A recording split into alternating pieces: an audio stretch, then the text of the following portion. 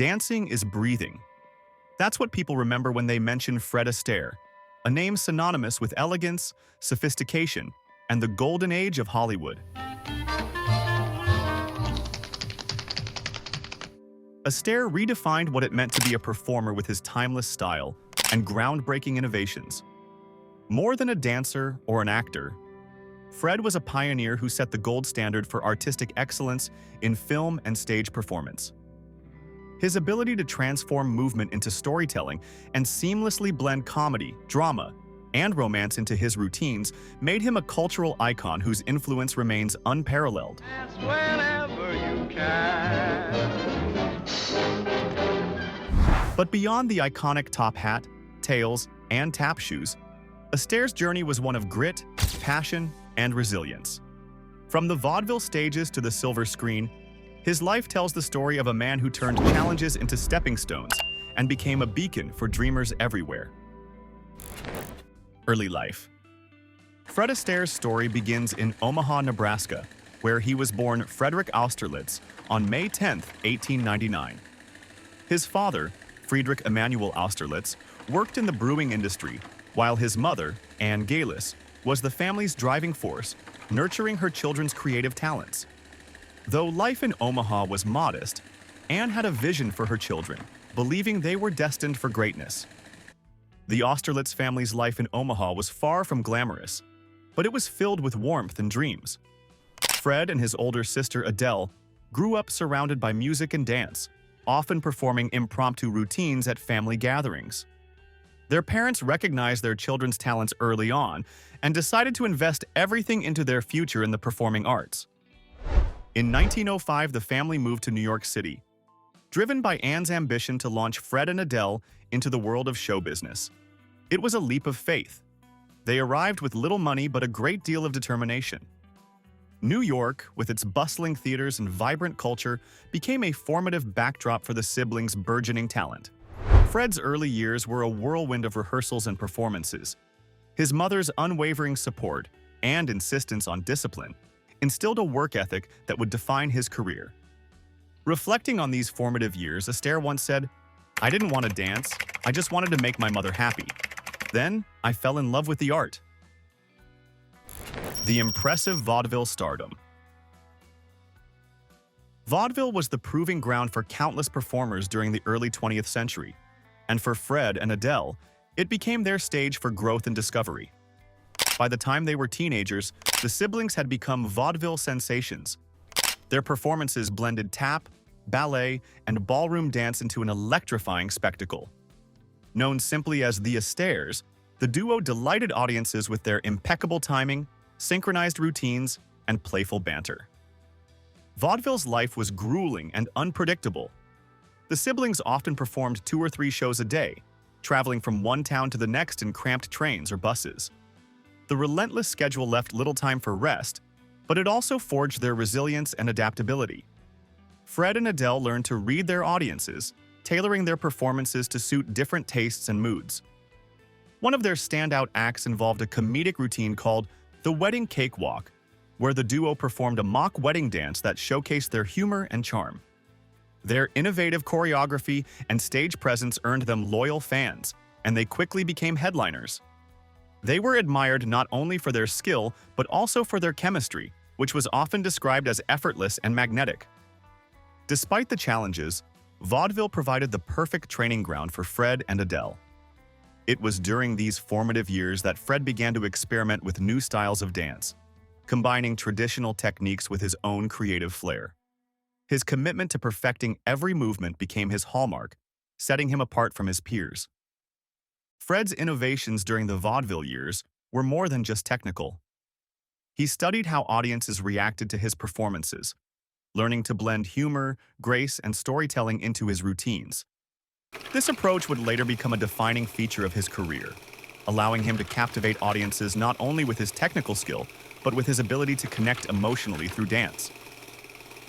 Beyond their technical prowess, Fred and Adele's performances captured the zeitgeist of the Roaring '20s.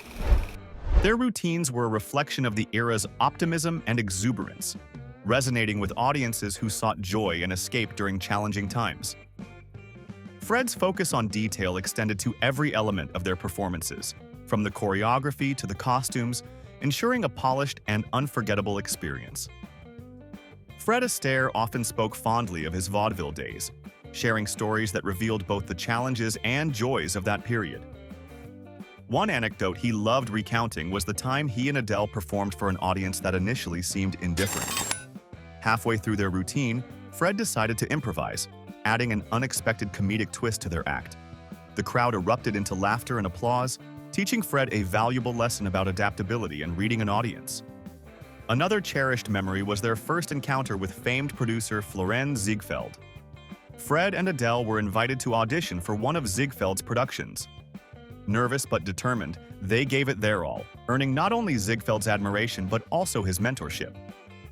This opportunity opened doors to larger venues and more prominent audiences, solidifying their status as vaudeville stars. Fred also often recalled the camaraderie among vaudeville performers. Despite the competitive nature of the business, there was a sense of mutual respect and support. Fred frequently exchanged ideas with other dancers and comedians, drawing inspiration from their creativity. These interactions enriched his own artistry, allowing him to innovate and refine his craft continually. The Broadway years and farewell to Adele. The Astaire's Broadway career was a series of triumphs. Shows like Funny Face in 1927 and The Bandwagon in 1931 solidified their reputation as the toast of New York. Adele's effervescent personality and Fred's meticulous artistry created an irresistible combination that audiences adored. One of the defining moments of their Broadway career came with Funny Face, where Fred's choreography reached new heights. You'd be picked up on a vagrancy charge. Bravo! Oh, your defense rests. I don't know. The show's success cemented his reputation as a dance innovator, and critics hailed him as the finest dancer of his generation. Fred's ability to fuse dance with storytelling captivated audiences, making each performance a memorable experience. Despite their shared success, Fred often felt overshadowed by Adele's natural charisma. She had an infectious energy that drew people in, while Fred was more reserved and introspective. However, this dynamic worked to their advantage on stage, creating a balance that audiences found irresistible. In 1932, Adele married Charles Cavendish, a British aristocrat, and retired from show business. The news stunned Fred, who suddenly faced an uncertain future. Many doubted whether he could succeed without his sister. But Fred saw this as an opportunity to prove himself as a solo performer. Determined to carve out his own identity, Fred began to explore new opportunities. He delved deeper into choreography, experimenting with innovative routines that pushed the boundaries of traditional dance. This period of transition was both challenging and liberating, allowing Fred to redefine himself as an artist. Fred's time on Broadway also marked the beginning of lifelong collaborations with legendary composers and lyricists. His partnerships with George and Ira Gershwin, Irving Berlin, and Cole Porter produced some of the most memorable songs in American musical history. These collaborations were pivotal in shaping not only Fred's career but the evolution of musical theater itself. Why keep nursing the blues if you want this old world on a string? Fred's Broadway years were also characterized by his meticulous attention to detail. He was known for rehearsing tirelessly, often refining his routines until every movement felt organic. This perfectionism, while demanding, earned him the respect of his peers and set a standard of excellence that few could match. Fred often shared a story about the first time he worked with George Gershwin. Gershwin was composing a piece for one of Fred's performances and was eager to incorporate Fred's feedback. The two spent hours at the piano, experimenting with melodies and rhythms. Fred's input proved invaluable, and the collaboration resulted in a number that became a showstopper. This experience highlighted Fred's versatility as both a dancer and a creative collaborator. Another memorable moment from Broadway was Fred's experience performing in The Bandwagon. During rehearsals, Fred was struggling with a particularly complex routine. Frustrated but determined, he practiced tirelessly, often late into the night. When opening night arrived, Fred executed the routine flawlessly, earning a standing ovation. This episode became a testament to his unwavering dedication and work ethic. Starting in Hollywood means that he was fraught with challenges. The film industry was skeptical about whether a vaudeville star could become a leading man. The infamous screen test critique, can't act, can't sing, slightly bald, can dance a little, haunted him for years.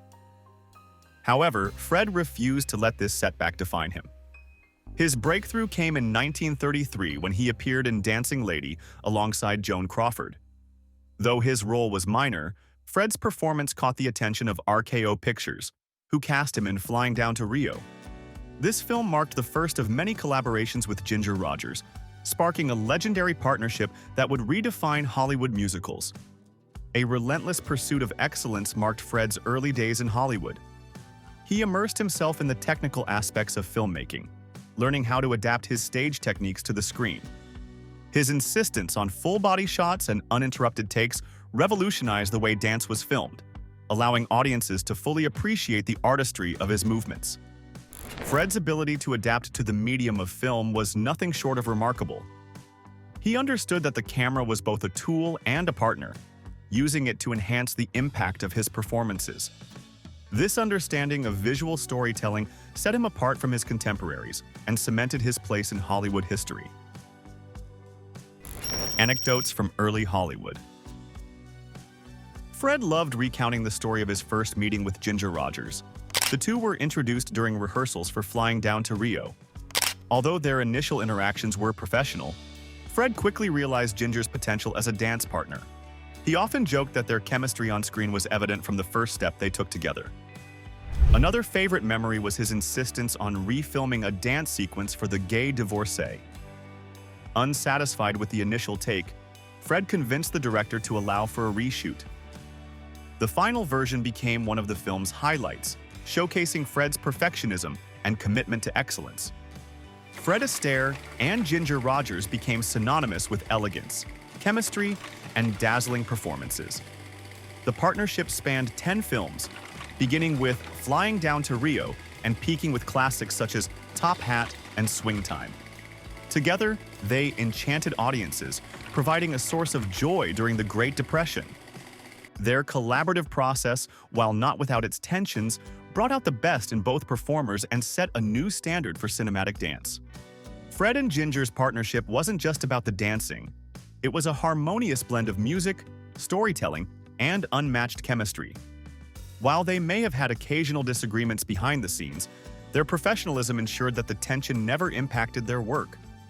Fred often described Ginger as an exceptional partner, both graceful and spirited, while Ginger famously quipped, "I did everything Fred did, but backward and in high heels." One of their most celebrated routines was Cheek to Cheek from Top Hat, 1935. This scene, with its sweeping movements and dreamy choreography, epitomized the grace and elegance that defined their partnership. Ginger's feathered gown, which caused some frustrations for Fred due to its tendency to shed, ultimately became an iconic visual element of the routine. Despite these minor setbacks, the scene remains one of the most memorable in cinematic history. In Swing Time, 1936, the duo performed the intricate number Never Gonna Dance, a routine that required countless rehearsals due to its complexity. Fred's insistence on perfection resulted in long shooting hours, with both performers exhausted by the end.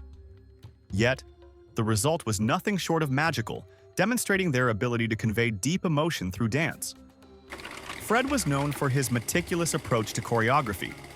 He worked closely with his choreographic collaborators, including Hermes Pan, to create routines that blended technical difficulty with storytelling. Ginger, on the other hand, brought her own ideas to the table, ensuring that the routines showcased her strengths while complementing Fred's style. One lesser-known anecdote highlights their collaborative spirit. During rehearsals for Follow the Fleet, 1936,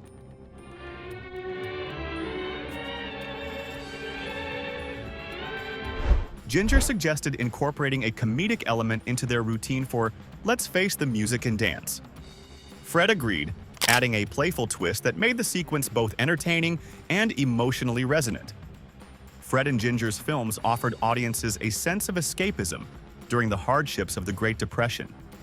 Their performances exuded joy, elegance, and optimism, reminding viewers of the beauty in life even during tough times. Beyond entertainment, their work elevated the art of dance in cinema, inspiring countless performers and solidifying the importance of choreography in film. Solo legacy in Hollywood. After completing their 10th and final film together, The Barkleys of Broadway, 1949, Fred and Ginger went their separate ways professionally. Fred continued to innovate, partnering with other leading ladies like Judy Garland in Easter Parade, 1948, and Sid Charisse in The Bandwagon, 1953. These collaborations showcased Fred's ability to adapt his style to suit his new partners, further cementing his status as a trailblazer. Fred's collaboration with Judy Garland in Easter Parade remains one of his most cherished. The Vanderbilts have asked us up for tea. Judy's vibrant energy and Fred's polished style created a dynamic contrast that resonated with audiences. Their duet, A Couple of Swells, highlighted their comedic timing, while the elegant Steppin' Out with My Baby became a visual and musical triumph. In The Bandwagon, Fred starred alongside Sid Charisse in a story about a washed-up musical star finding his footing once again. The film featured Dancing in the Dark, one of Fred's most romantic routines, set against a beautifully lit park scene. The film's meta-commentary on the entertainment industry added depth to its narrative, making it a critical and commercial success. Behind the spotlight. Despite his public persona as a suave gentleman, Fred Astaire was known for his humility and down-to-earth nature.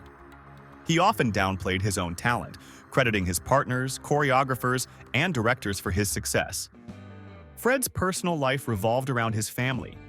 He married Phyllis Potter in 1933, and their marriage remained strong until her passing in 1954. Fred often spoke of Phyllis as his anchor, describing her as the one who kept my feet on the ground. Together they raised two children, Fred Jr. and Ava, whom Fred adored. In 1980, Fred married Robin Smith, a former jockey.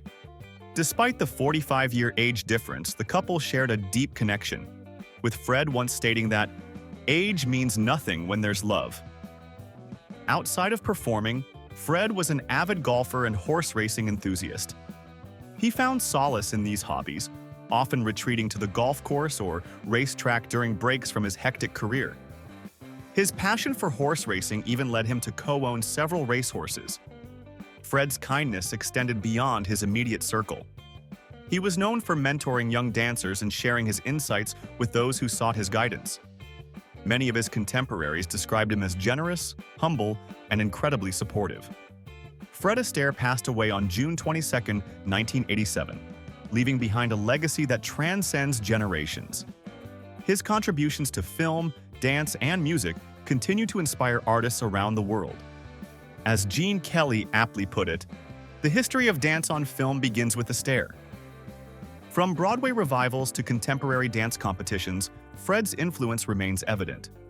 Many performers cite him as their inspiration, and his iconic routines are often referenced or recreated in tribute performances. Fred's commitment to excellence and innovation redefined what it meant to be an entertainer. He showed the world that dance could be a powerful storytelling tool, and his work continues to remind audiences of the joy and artistry that movement can bring. Fred Astaire's life was a masterpiece of creativity, discipline, and passion.